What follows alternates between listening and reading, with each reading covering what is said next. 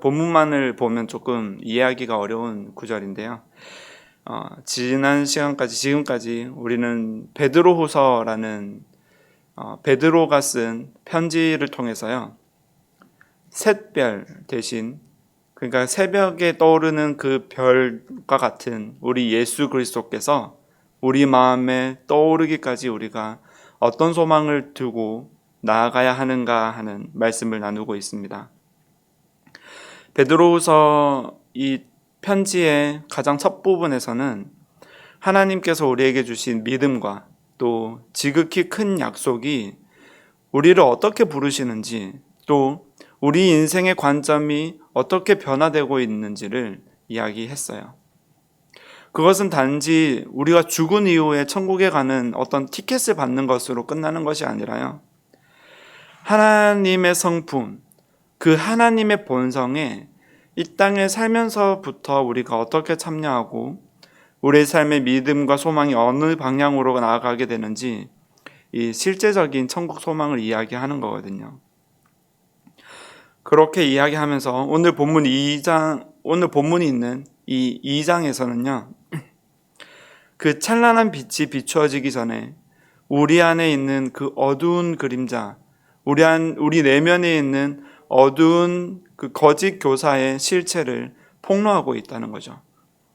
그러니까 이 거짓 교사에 대한 내용들, 어두움에 대한 내용들은요, 교회 밖에서 일어나는 일들이기도 하고 교회 안에 있는 일들이기도 하고, 또 저와 여러분 그리스도를 믿기 전에 우리 모두의 삶의 본질에 대해서 폭로하고 있는 이야기이기도 합니다. 당시 이 편지가 쓰여진 시대는요, 거의 2000년 이전에 소아시아, 그러니까 지금으로 치면 이제 터키 지역에 있는 교회들에게 재림은 없다, 심판은 꾸며낸 이야기다, 어떻게 하나님이 심판하겠느냐, 우리가 그리스도를 이해하고 알므로써 우리의 영이 깨끗해졌는데 라고 주장하며, 영혼만 깨끗하면 육체는 마음껏 쾌락을 즐겨도 된다는 영지주의라는 어떤 사람들의 사고방식이 많이 있었던 것으로 알고 있습니다. 베드로는 이들을 향해서 무서운 비유를 쏟아내면서요, 그들이 말하는 자유, 이 세상이 말하는 자유가 얼마나 허망한 것인지 우리에게 알려주고 있다는 거죠. 우리가 말하는 이 성경에서 말하는 참된 자유와 우리가 잘못 해석해서 잘못 이해하는 자유의 차이를 분명히 알아야 우리가 이 혼동을 줄이고 참된 예수 그리스도 앞으로 나아가는 데 도움이 될 것입니다. 오늘 말씀을 통해서 그리스도 없이 추구하는 지식과 그리스도 없이 신앙생활하는 것이 왜 물없는 셈일 수밖에 없는지, 이 경고가 우리에게 절망을 주려고 하는 경고가 아니라 참된 소망으로 우리에게 기쁨을 주기 위한 경고인지도 우리가 한번 알아보길 원합니다. 17절에서 18절을 다시 보면요, 이 사람들은 물없는 셈이요 광풍에 밀려가는 안개니라고 이야기하죠. 이 거짓 선생에 대한 고발이거든요. 너희 교회 안에도 세상 밖에 거짓된 선생들이 너무나도 많은데, 잘못된 가르침을 주는 사람이 많은데 교회 안에도 있을 거야, 있을 수도 있어, 이제부터 생겨날 수도 있어, 너희가 이것을 조심해야 돼 하면서 하는 말씀이에요. 물 없는 샘과 광풍에 밀려가는 안개라고 부르고 있죠.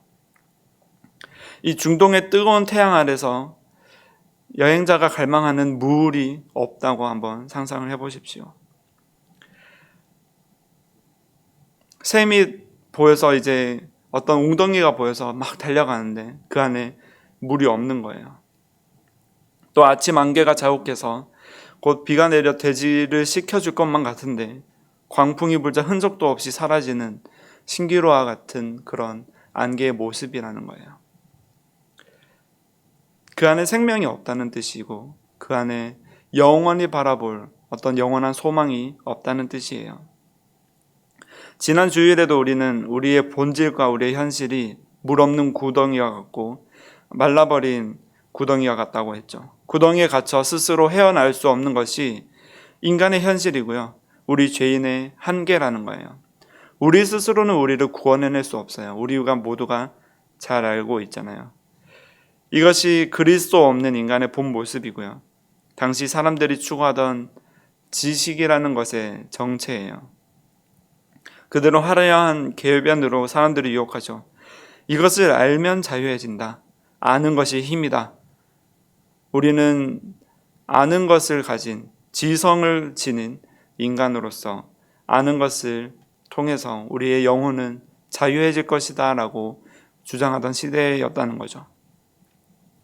그러니까 그리스도라는 것을, 그리고 성경에 대한 내용들을, 또 하나님에 대한 내용들을 지식으로 아는 것으로 그쳤을 때 그들은 이제 육체적으로는 이 땅에 사는 것으로는 자유할 수 있다라고 믿는 거예요.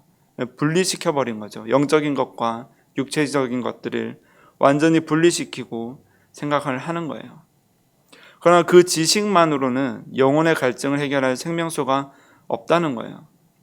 그리스도라는 생명수가 없는 지식과 열심은요, 갈증을 해소하는 것이 아니라 오히려 갈증을 잊어버리게 만드는 마취제와 같아요. 우리가 이 땅에 살면서 우리는 이제는 아는 것으로 내가 자유해져서 구원을 얻는다, 이런 생각과 사고방식을 가지진 않지만 어디에 하나님이 있느냐, 어디 성경이 어떻게 과학적이냐, 이런 이야기들을 하면서 우리 스스로를 계속해서 속이고, 또 우리에게 가진 이 갈증, 그리스도를 향한 갈증, 생명에 대한 갈증을 잊어버리고 이 육체의 만족과 안전을 위해서 끊임없이 달려간다는 거예요. 그래서 마취제를 맞은 것과 같아서 갈증을 느끼지 못하게 우리를 속여서요, 이제는 그리스도를 바라보아야 한다는 것조차 잊어버린다는 거죠. 그들은 특히 이런 막 교회로 나아가려고 하는 사람들, 그리고 막 신앙을 시작하려고 하는 초보 신자들을 더욱더 많이 공략하고 있어요. 그렇게 엄격하게 살 필요 없어. 다 자유야. 너가 왜 그리스도에게 매여야 돼? 그것은 억압이고 그것은 너가 답답해할 인생의 모습일 거야 하면서 속삭인다는 거예요. 마치 겉모습을 보고 또 교회에 나아가야 하는 그 어떤 일들을 보고 우리 행동의 구속만을 보고 그것이 답답하게 느껴지게끔 우리를 계속해서 억압한다는 거죠. 하지만 이 샛별 대신 주님의 빛이 비치지 않는 곳에서 우리가 누리는 이 자유는요, 실상은 깊은 어둠 속에서 자기가 어디로 가는지도 모른 채 소경의 외침으로 우리가 나아가는 것과 같다는 거예요. 이 거짓 선생들이 내건 가장 매력적인 슬로건은 자유예요. 이 세상이 우리에게 말하는 것도 자유죠. 심판의 공포에서 자유하라. 도덕적 제한에서 자유하라.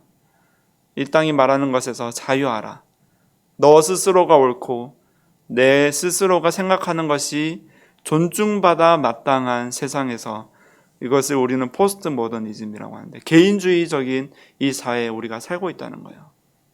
네가 안전하고 네가 자유하고 네가 기뻐하는 것이 옳다라는 인생을 우리가 강요받고 있죠. 이 세상으로부터. 19절에서 보면 그들에게 자유를 준다 하여도 자신들은 멸망의 종들이니 누구든지 진 자는 이긴 자의 종이 됨이라. 공동 번역을 보면 조금 더 이해가 쉬운데요. 그들은 남들에게는 자유를 약속하면서 그들 자신은 부패의 노예가 되어 있습니다. 정복을 당한 사람은 누구든지 정복자의 종이 되는 것입니다. 자유를 약속하고 있는데요. 스스로는 육체의 노예가 되어 있다는 거예요. 육체가 원하는 것에 노예가 되어 있다는 거예요. 육체가 원하는 것을 이겨내지 못한다는 거죠. 육체가 원하는 대로 자신을 굴복시키고 그 밑에서 기뻐하고 즐거워하며 자유를 외치고 있다는 거예요. 정복을 당한 사람들은 정복자의 종이 된다는 것은 당연한 이치예요. 어떤 성이 함락되면 그 성을 함락한 사람들이 성 안에 원래 살던 사람들을 종처럼 부리는 거죠.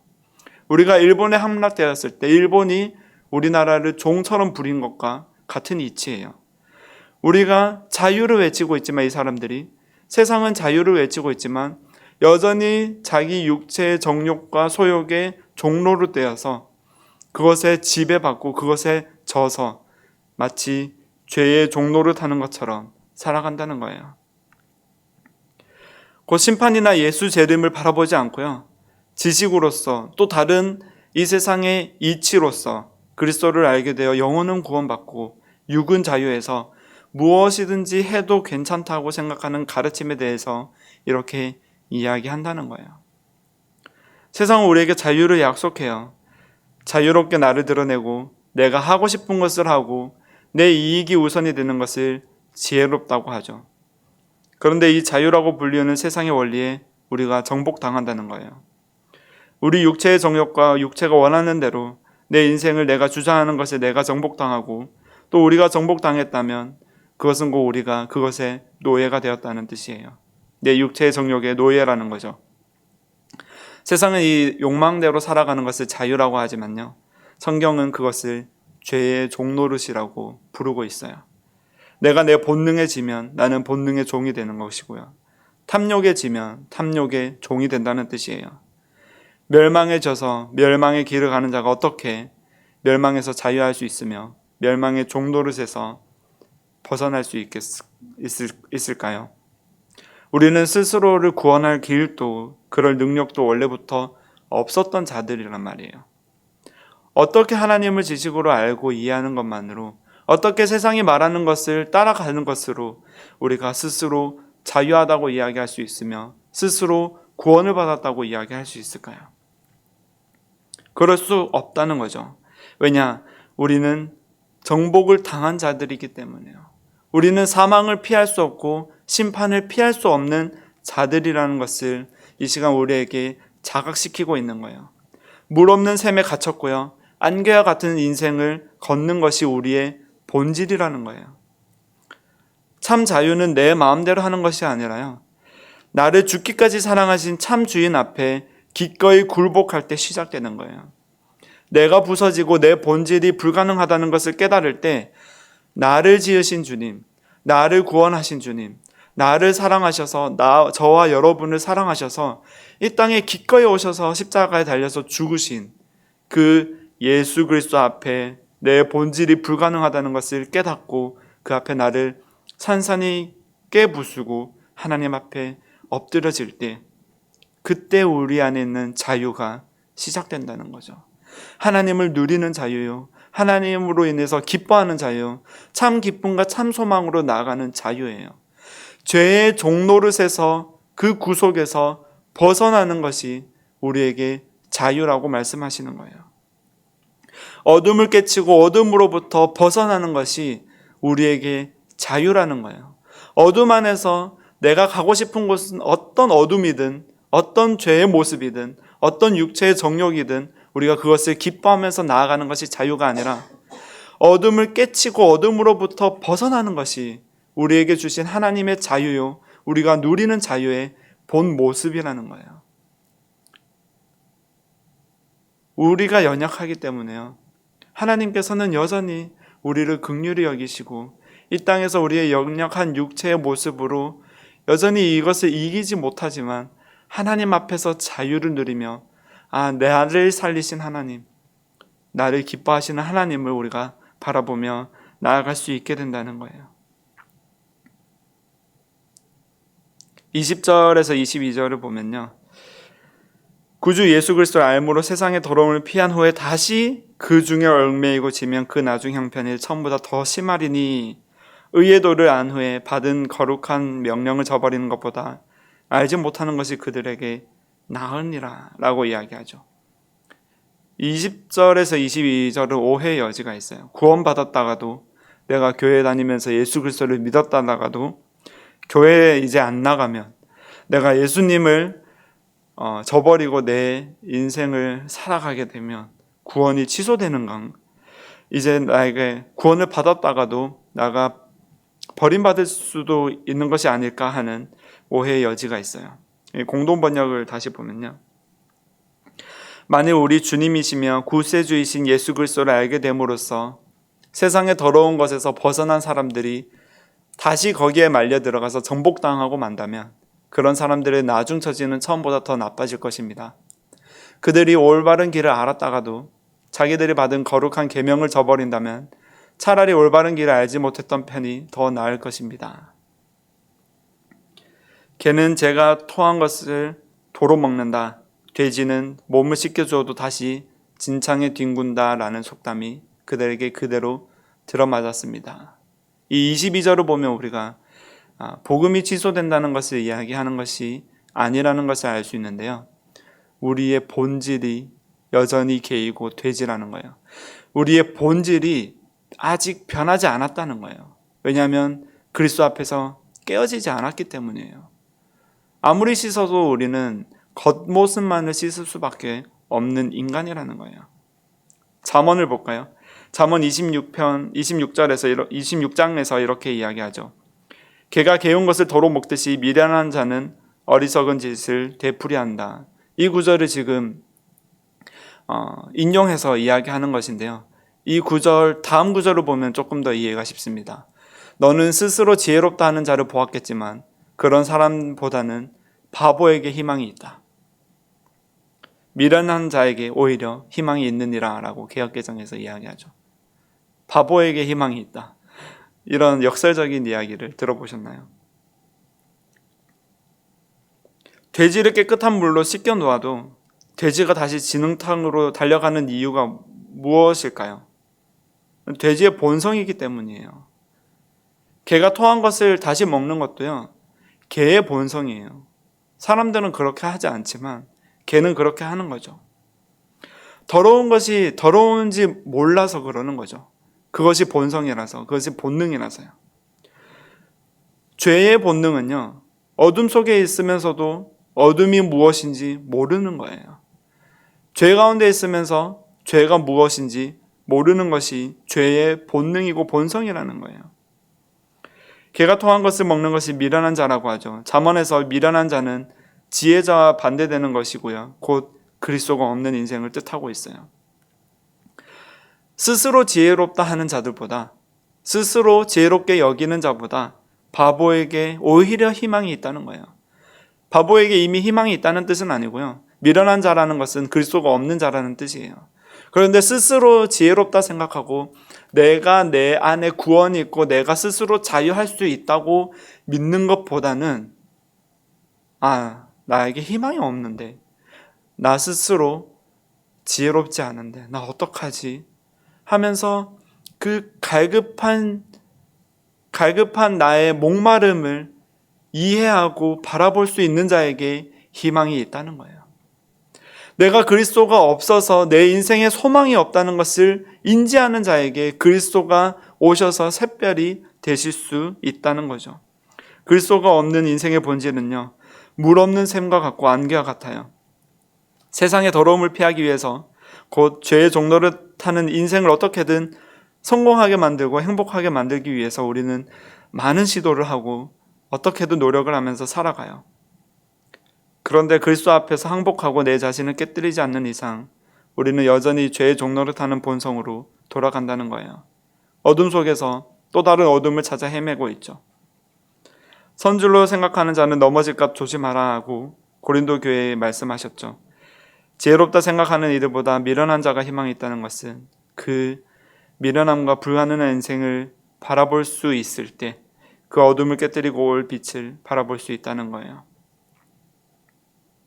그러므로 이 말씀은 우리에게 조금 잘못하면 또 너희가 넘어지면 구원이 취소된다 하는 협박의 말씀이 아니라 오히려 너의 본성이, 너의 본질이 샛별 되신 그리스도에 의해 완전히 부서지고 새롭게 되었느냐 하고, 하나님이 너를 부르심을 듣고 있느냐 하고 묻는 근본적인 질문이죠. 샛별이 마음에 떠오르기까지 우리 안에 어둠이 폭로되는 고통을 수반해요. 내가 얼마나 더러운 구덩이를 좋아하는 돼지였는지, 존재였는지, 내 안에 샘이 얼마나 바짝 말라 있었는지를 처절하게 깨닫는 부서짐이 있어야 돼요. 우리가 부서지지 않으면 토기장이신 그리스도께서 우리를 다시 빚을 수 없으시다는 거예요. 그리스도 없는 지식으로 마치 하나님 없는 인생일지라도 지혜롭게 살아갈 수 있는 것처럼 말할 수 없다는 거죠. 세상이 말하는 허망한 자유에 속지 않으시고요. 우리가 그리스도의 십자가 앞에 완전히 부서질 때 샛별 대신 주님께서 우리 안에 떠오르시고 참된 그 영원한 소망, 우리가 죽음 너머에 우리가 바라볼 그리스도, 그 나라, 그리고 이 땅에서 누릴 참된 자유를 바라보며 나아가길 소망합니다. 오늘 이렇게 고백하는 마음이 있었으면 좋겠습니다. 주님, 나는 본성상 진흙탕을 좋아하는 돼지와 같습니다. 나를 불쌍히 여겨주시옵소서. 내 의지와 세상이 말하는 것으로 자유하려 하지 않고 오직 내 안에 오신 그리스도로 인해 참 자유를 누리게 하소서 하는 고백이 우리 안에 있었으면 좋겠습니다. 그래서 온전한 깨어짐 안에서 샛별이 환히 떠올라 캄캄한 어둠이 물러가고 영원한 하나님의 나라가 그 평강이 강물처럼 우리 인생에 흐르기를 주님의 이름으로 축복합니다.